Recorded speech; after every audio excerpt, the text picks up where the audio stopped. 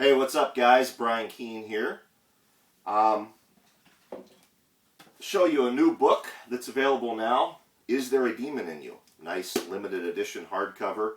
I have a novella in it, as well as Nate Southard, Mary Sangiovanni, who is running the camera tonight, and Rath James White. You can order this book through my website, briankeene.com. When you order it, you also receive for free one of 4 chapbooks. They are Tamara's Last Exorcism by Rath James White, The Devil Crashed In by Nate Southard, Baby Teeth by Mary Sangiovanni, or my own Fast Zombies Suck. And Fast Zombies Suck is what I'm going to read for you tonight. This is the first time I've ever read it aloud, so if I stutter or if I slur, it's either because it's the first time or it's because I've had too much Knob Creek. You decide.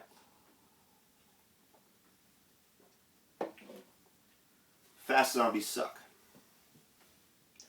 Ken was ready for the zombie apocalypse. His friends, what few of them he had, always said, "If the world is ever invaded by zombies, I'm going to Ken's house." This wasn't because Ken was a survivalist. He didn't spend his time online debating conspiracy theories and looking at photos of black unmarked helicopters and wondering when the secret masters of the New World Order, Bilderbergers, Black Lodge, or Illuminati would put their endgame into play and conquer the planet through forced vaccinations and wholesale slaughter. Nor was Ken a gun nut.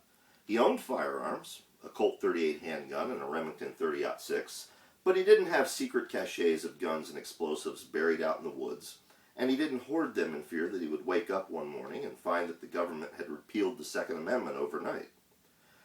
Ken didn't believe that the world would end in 2012 any more than he'd believed in the Y2K craze a decade before. He wasn't afraid of a comet or asteroid or the moon crashing into the Earth. He wasn't afraid of a sudden massive solar flare. He wasn't afraid of the arrival of planet Nibiru, or that Yellowstone would turn into a giant volcano, or any of the other ways people on the internet said the world was going to end. He just liked zombies. And it was his passion for zombies, his friends agreed, that made Ken's the place to be if and when the world ended. His apartment walls were adorned with framed original movie posters for Land of the Dead, Zombie, Return of the Living Dead, The Plague of the Zombies, and more. Also on the wall were autographed pictures from some of his favorite zombie film stars, Dawn of the Dead's Ken Faree, Day of the Dead's Gary Clark, and Night of the Living Dead's Kira Schoen. His shelves overflowed with zombie movies on Blu-ray, DVD, and even old VHS tapes, as well as zombie books, magazines, video games, toys, and graphic novels. Ken had a tattoo across his chest, hidden beneath his black Fulci Lives t-shirt. The tattoo said, "Romero is God." He was saving money for another tattoo, one across his back that said, "Fast Zombies Suck," because that was his mantra. Ken was a traditionalist. He hated fast zombies. The undead should shuffle and moan, not run and screech like the corpses in 28 Days Later or the Dawn of the Dead remake. They shouldn't carry guns and make wisecracks like the dead in those Brian Keene books. Hell, those things weren't even zombies. Keene's creations were more like Raimi's Evil Dead than anything Romero had ever done, and the zombies in 28 Days Later weren't even really dead. Ken much preferred Romero's series or Kirkman's Walking Dead. Those guys understood that there was nothing scary about fast zombies. Ken didn't go out much. His social life usually consisted of going to work at the supermarket and then coming home to watch movies or play video games until it was time for bed. He did this 7 days a week. Sometimes he ordered a pizza. Occasionally his friends dropped by with a six-pack. Then they'd drink beer, eat pizza, and either play video games or watch movies until it was time to go to bed. The routine rarely changed. Because he didn't go outside much, Ken didn't realize that zombies had invaded his neighborhood until he stepped onto the porch to take out the trash. He froze, garbage bag in hand, gaping at the corpses shambling down the street. There were at least 50 of them, maybe more, an army of shuffling, moaning, mangled dead, so gruesome in the moonlight that their wounds seemed more like special effects makeup than the real thing. The garbage bag slipped from Ken's fingers and split open on the ground. A few of the creatures glanced in his direction. "Zombies!" His voice wavered, partly through fear, but also with an eager, almost uncomfortable feeling of excitement. He stared at the creatures, noticing with no small sense of satisfaction that, in real life, zombies did indeed move slow, not fast. Ken ran back inside the apartment, felt around beneath his unmade bed, and pulled out the handgun. His hand shook as he fumbled with the weapon, and he dropped the bullets several times. Finally, he snapped the cylinder shut, filled his pockets with extra ammo, and then ran back out onto the porch. The zombies were right in front of his house now. They still clustered to the street and sidewalk. None of them had ventured into his yard. Yet. Ken decided to make sure that things stayed that way. He raised the pistol, aimed for the nearest zombie's head, took a deep breath, held it, and then opened fire.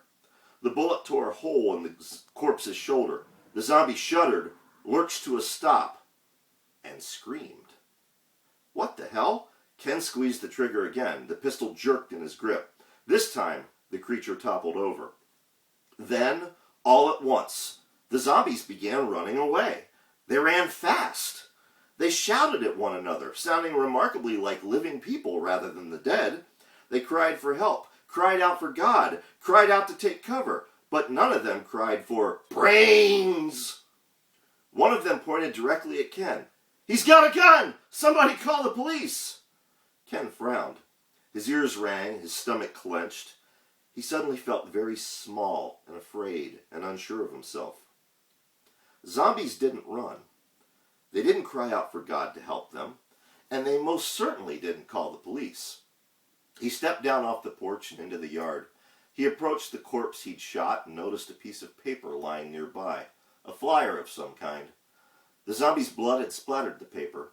Ken stood over the flyer and read what was printed on it. It said, "Zombie Walk, this Saturday, 8 p.m. to midnight. All proceeds to benefit the local Red Cross chapter. Come get made up to look like the Walking Dead and join us as we shamble through town. Makeup artists will be on hand. Food, fun, games, and prizes." Oh, shit! Oh, my fucking shit! He read the flyer again, hoping that the words might change, but they didn't. The gun felt heavy in his hands. His ears were still ringing. He looked up. The zombies were peering at him from behind parked cars and bushes. Some still fled. Others banged on the door of his neighbors' houses, pleading to be left inside. When he heard the sirens in the distance, Ken ran back into his house and put the gun to his own head. Outside, the shouts increased. The sirens drew closer. He peeked out the window and saw that the crowd was creeping toward his house once more. "Headshot," Ken muttered. "The only way to be sure." When he pulled the trigger, the zombies ran away again. Thank you.